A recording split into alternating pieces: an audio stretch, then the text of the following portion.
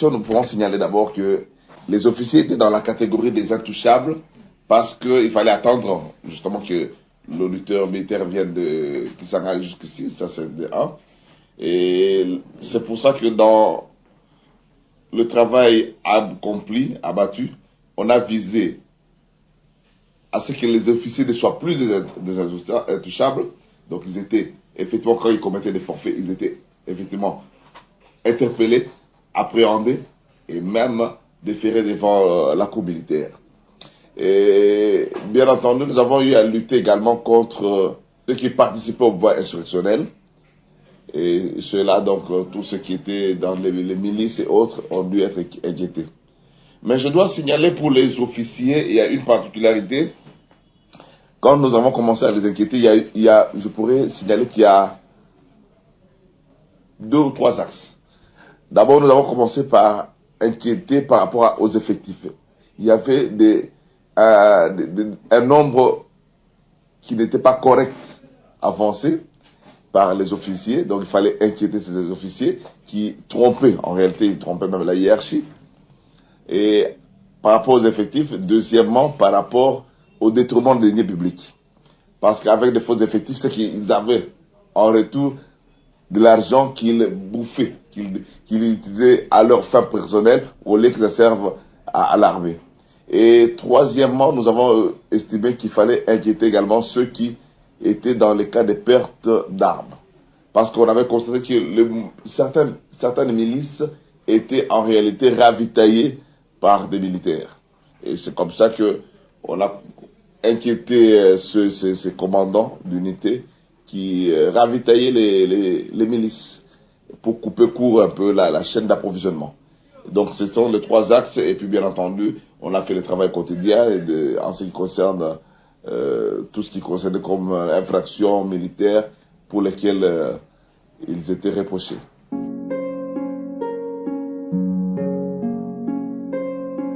Bon, pour déclencher l'action publique, il y a d'abord des mécanismes. Nous devons signaler que l'auditeur militaire est saisi soit par rapport à une plainte de la partie lésée, soit par rapport à un rapport du commandement. Le commandement estime que le militaire X ou Y ne répond pas à ce qui est attendu d'un militaire, soit par rapport au ministre de la Défense ou au ministre de la Justice, soit par rapport à l'action peut émaner de nous-mêmes, donc d'office. Donc c'est par rapport à ces critères que nous pouvons enclencher l'action. Et après vérification des faits sur terrain, c'est alors qu'on peut estimer qu'il faut saisir ou pas le tribunal. Parce que toute action publique qui n'aboutit pas nécessairement devant le juge. Il y a d'autres actions qui aboutissent, d'autres qui peuvent être classées sans suite, qui peuvent être classées par amende transactionnelle si la loi le prévoit, la personne peut être renvoyée devant le commandement, ça peut être classé par non-lieu, ainsi de suite. Donc il y a plusieurs modalités de classement et d'aboutissement d'un dossier. Alors, en ce qui concerne le renvoi devant le juge, quand les faits sont établis, c'est alors que nous renvoyons devant le juge. Et il appartient donc au juge, par rapport aux éléments lui apportés, de trancher, de dire si le ministère public a raison ou non. Donc, c'est pas tout de ce qui aboutit. L'hygiène chez vous avec la société BDN Nettoyage. Pour tous vos travaux de nettoyage, immeubles, appartements, bâtiments, bureaux et autres, un service de qualité par des professionnels avec des matériaux aux normes internationales.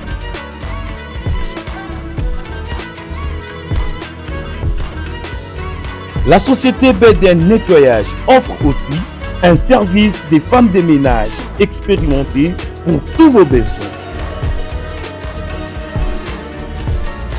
Pour tout contact, plus 33 61 38 86 338, plus 243 97 91 99 381. BDN Nettoyage, le meilleur du nettoyage. BDN, c'est la qualité de notre service.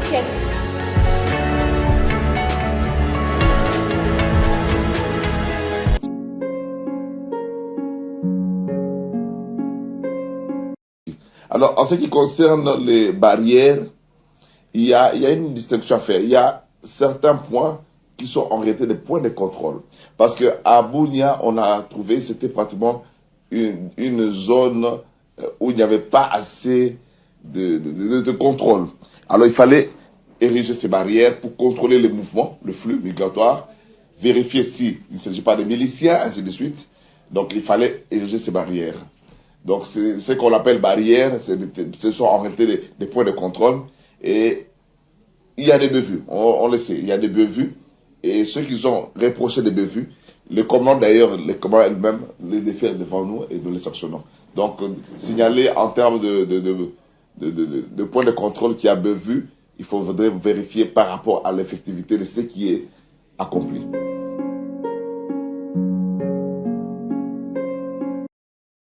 Au cours d'une audience, au cours d'un procès, en fait c'est un combat loyal comme nous le disons. Donc le ministère public amène ses arguments, mais face au ministère public, il y a aussi les avocats de la défense qui vont amener également leurs moyens pour leurs clients, en faveur de leurs clients. Et si le juge estime que les moyens du ministère public poseraient problème, où il y a des zones d'ombre, il est de bon droit pour le juge, et vraiment en toute équité, d'acquitter la personne. Donc c'est ce qui arrive souvent.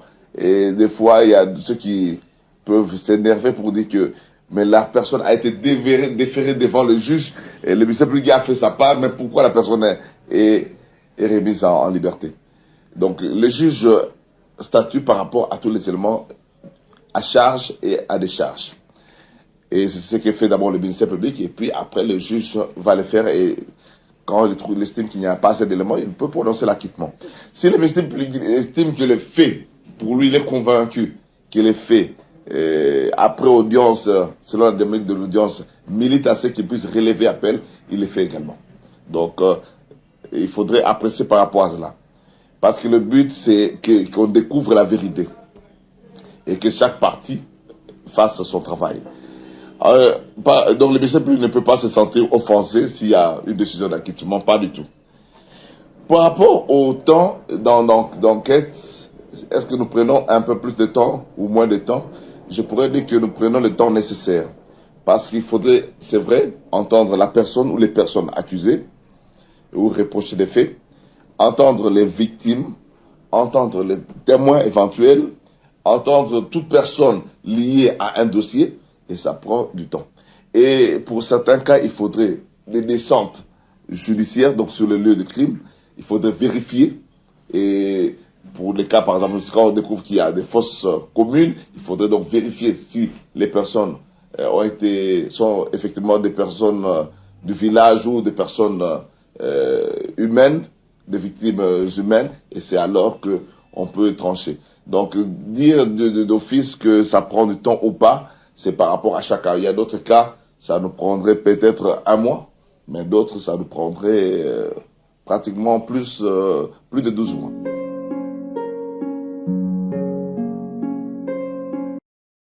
Ok, bien entendu, merci le journaliste. Nous pourrons signaler que au début, l'infraction phare, c'était la perte d'armes de guerre. Parce qu'on avait constaté qu'il y avait certains qui disaient qu'ils avaient perdu l'arme de guerre, mais sans justifier les circonstances de la perte.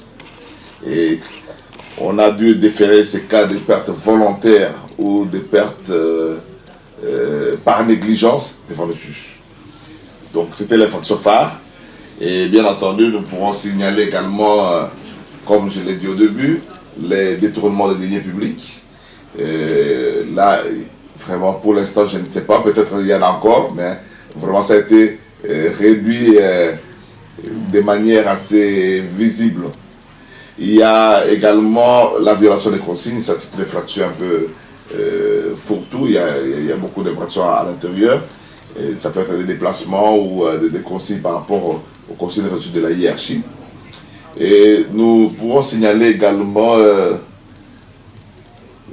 à part le détournement, la perte d'armes, violation des consignes, nous pourrons signaler les cas de désertion, mais là, c'est de moins en moins. Ça, c'est du côté militaire. Mais du côté de de ceux qui sont considérés comme personnes étrangères à l'armée, les civils, là, l'infraction phare demeure encore jusqu'à présent la participation à un mouvement insurrectionnel. Parce que là, nous retrouvons les milices, Codeco, Zaïre, FPI, FPIC et les autres que vous connaissez, vraiment se retrouvent dedans. Et c'est l'infraction phare. Et pour l'instant, ça demeure encore l'infraction phare jusqu'à présent et qui justifie malheureusement l'insécurité dans la région.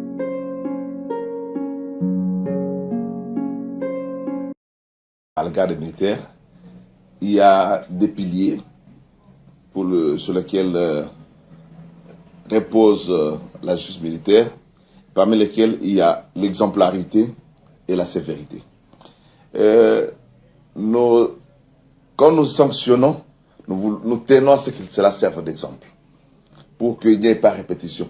C'est pour ça que, des fois, les commandants peuvent accepter que nous puissions sacrifier leurs militaires. Et nous avons eu à faire comparaître devant les juges, même ceux qui étaient reprochés de crimes graves, donc crimes contre l'humanité, crimes de guerre, par rapport aux actions faites sur la population civile. La pitié dans l'armée, en réalité, la pitié ne fait, il y a un adage qui dit la pitié ne fait pas la force de l'armée. Donc, pour l'armée, il faut sanctionner. C'est vrai, ce n'est pas de sanctionner pour faire mal, des fois c'est éducatif. Donc, nous sanctionnons pour que, des fois, c'est pas des peines toujours de 20 ans, ça peut être une peine moindre, mais c'est de manière éducative pour que la personne ne réitère plus, et d'autres, comme ça c'est exemplaire, d'autres ne les fassent pas. Et c'est vrai aussi que la justice militaire, la plupart des infractions sont sévèrement punies. Parce que nous tenons à ce que l'ordre soit rapidement restauré déjà au sein de l'armée, avant que nous puissions parler de la vie civile. Donc c'est pour ça que les infractions militaires sont sévèrement punies. Mais nous tenons compte des circonstances de fait, nous tenons compte des circonstances de la commission des faits, et c'est alors que nous pouvons apprécier en demandant la peine de manière assez dure, sévère, ou de manière moins sévère par rapport aux faits. Mais le but, c'est que il faut restaurer la paix, mais en commençant par rééduquer l'homme militaire. Et lui-même doit servir d'exemple, et souvent nous sommes assez durs parce que nous devons remettre l'ordre avec les militaires avant d'en parler aux autres. Mais cela n'est pas exclu que les peines également sévères soient demandées à l'égard des civils qui se compromettraient. Par exemple, si un civil détient une arme de guerre sans avoir droit, parce qu'il n'a pas qualité, bien entendu, nous sanctionnons sévèrement pour de tels cas. C'est pour qu'on puisse couper l'hémorragie à temps.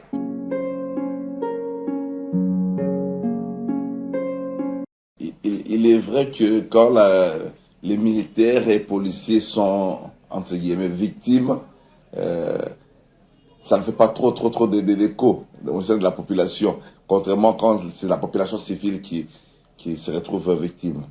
Et c'est vrai que pour de tels cas, il y en a beaucoup parce que on en a enregistré beaucoup. Les parquets militaires poursuivent les enquêtes, mais l'instruction étant secrète, donc nous sommes obligés de ne pas trop faire de bruit. Mais il y a déjà des dossiers ouverts à charge de certains leaders des groupes armés. Et au moment utile, ils répondront parce que la plupart des infractions commises, ce sont des infractions commises qui sont imprescriptibles, des crimes imprescriptibles. Donc au moment utile, ils répondront avec nous ou même après devant la justice pour expliquer, donner leurs moyens. Et il sera reproché justement les faits qu'ils ont commis.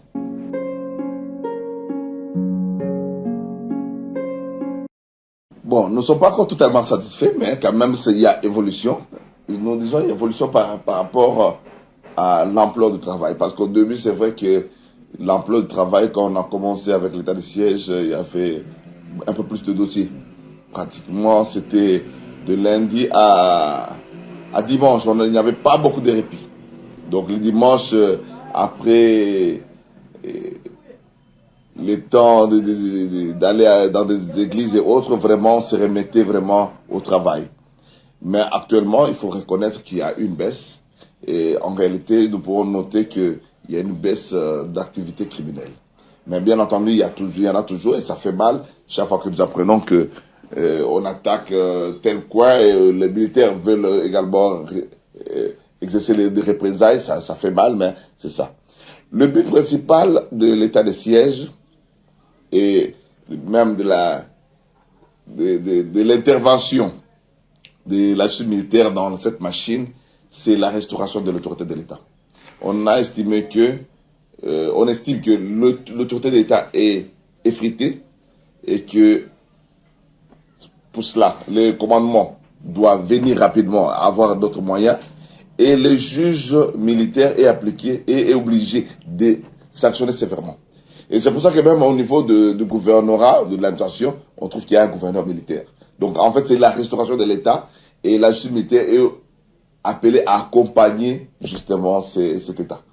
Des choses, et c'est pour ça que nous sommes là et nous pensons que actuellement nous avons des échos assez positifs et si ça continue et qu'il y a entente au niveau des groupes armés, nous pensons que ça peut encore baisser davantage l'insécurité et ça sera au profit de la population de l'Itourie. Masolo ya kwanga tikela bateke ya immobilier tikela Imo Congo hôpital ya PDG expert docteur en immobilier Leinza Umayala. Pokuna mapangu nyonso eza ya koteka sans exception. Esengeli boyebake pona ba problème na bino nyonso etali vente, achat, paie location, équipe ya ba professionnel ya Imo Congo hôpital ba traitaka yango dada avec impact na idéologie. Botu na nganini ba service eza yele na Imo Congo hôpital lokola vente, achat, location, paie likambo etali déménagement na bino bomi tungisa kutu te po ba bis permanent etandami wana kaka pona ko servir ba client na bango. Bonjour, les angai président ya Imo Congo hôpital. Tube yango hôpital pona nini? Donc toute personne ozoluka ndaku ya kofutela to ya kosomba pana biso baza ba maladie en immobilier. Alors nous sommes là pour nous traiter cause de la solution. Nous ozoluka villa, concession, terrain vide, même en location ou bien achat. Donc moi et mon équipe nous sommes disponibles pour nous avoir la solution. Ya solo bondi melanga masolo ya immobilier botikela yango Imo Congo hôpital. Pokuna mapangu nyonso eza ya koteka sans exception. Kodute te na ebino peza ya koteka.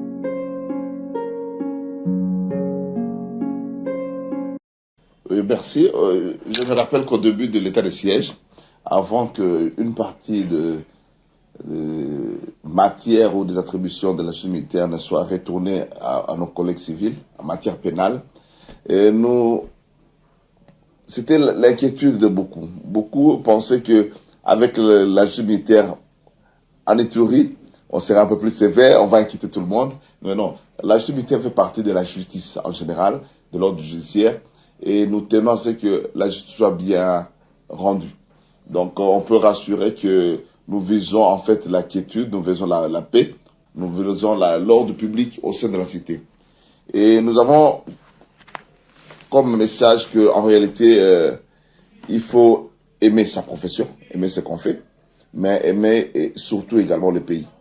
Et c'est ce que nous faisons comprendre à beaucoup pour faire évoluer les choses, qu'en aimant le pays, sa profession et son pays, on peut mieux évoluer et c'est notre tâche et c'est le souhait pour tout le monde habitant et tout. Comme la justice civile, nous tenons, la justice militaire tient à ce qui est le rétablissement de l'ordre public rapidement, mais les grands problèmes se posent également au niveau de l'accès à la justice.